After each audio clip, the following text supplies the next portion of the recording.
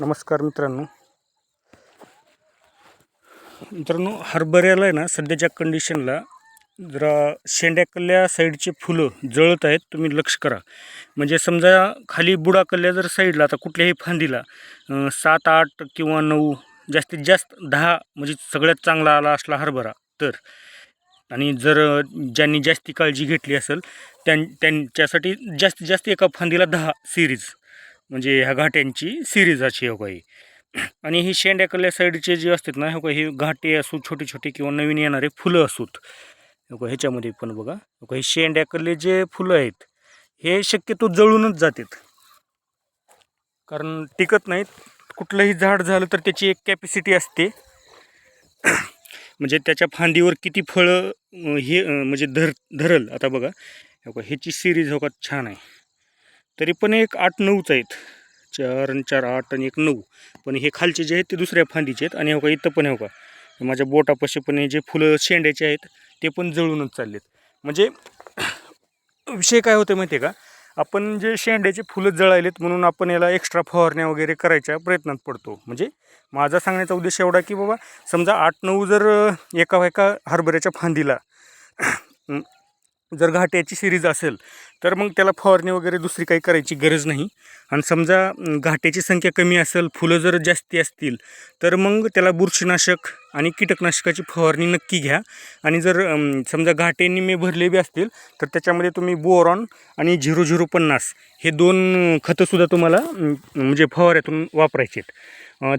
काय होते माहिती आहे का, 0050नी साईज वाढते आणि बोरॉनने एकदम त्याला चकाकी आणते, म्हणजे गुणवत्तेमध्ये सुधार होतो. आता तुम्ही हे लक्ष करा. आता हे बघा आपले अशी संख्या आहे. आता कोणत्या फांदीला कमी कोणत्याला जास्त असतात.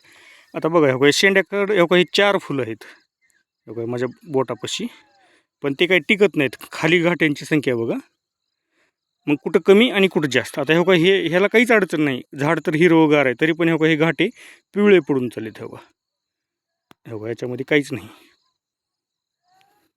हे असं शेंड्याकल्ल्या साईडला होते. आणि राहिलं दुसरी गोष्ट म्हणजे वल वगैरे पाणी याचा काही संबंध येत नाही. शक्यतो कुठलंही झाड असो काही असो त्यानं त्याच्या कॅपॅसिटीनुसारच करतं बरं का. आता समजा आपण त्याला भरपूर खायला दिला प्यायला दिला तो विषय वेगळा राहिला, पण शेवटी कुठलंही झाड किंवा कुठलाही म्हणजे काही जरी असलं तरी त्यानं त्याच्या एका स्टेपपर्यंत ते वर्क करतं, त्याच्यानंतर नाही ना वर्क ते करू शकत असं आहे. तर म्हणजे सांगण्याचा उद्देश की बाबा एक्स्ट्रा फवारणी करण्यापेक्षा एवढं काय टेन्शन घ्यायची गरज नाही त्याची. आणि जर समजा तुमच्या हरभऱ्याला निम्मे घाटे आणि निम्मे फुलं जर असतील आणि तसं होत असेल तर मग नक्की एक फवारणी घ्या. आणि कसं होतं समजा पाणी पण कमी पडत असेल, आपण म्हणजे घाटे भरायच्या शेवटच्या शेवटी आपण जरा 60-70% घाटे झाल्याशिवाय आपण पाणी पण देत नाही ना, त्यावेळेस पण शेंड्याच्या फुलाला थोडा होतो प्रॉब्लेम. पण विषय असा असतो की हरभरा जे आहे ना खालच्या साईडने अगोदर आपले घाट्याची भरणा करतं आणि शेंड्याकडच्या साईडला हे म्हणजे ते सोडून दिल्यासारखं करते बघा. तर सगळीकडे ही अशीच कंडिशन असते बघा प्रत्येकच फांदीला. हे आपलं टोकनचं आहे बरं का, हे जॅकीचं आहे, जॅकी बॅन नॉटरा. हे आपण टोकन यंत्राच्या साह्यानं केलेलं होतं बघा. हे असं आलं आपलं बेडवर आहे, ड्रिपनं केलेलं आहे. आणि मित्रांनो ड्रिपनं हरभरा 1 नंबर येतो बरं का. आणि 100% शेतकऱ्याला मिळतं, यात असं काही होत नाही. आणि या स्टेजला जरा घाटे अळीचा पण प्रादुर्भाव होतोय, तर त्यासाठी पण आणि त्याच्यासाठी पण म्हणून नाही ना, जर थोडा आपला पुढं गेला आहे त्याच्यामुळे आपण काही याला फवारणी घेणार नाही.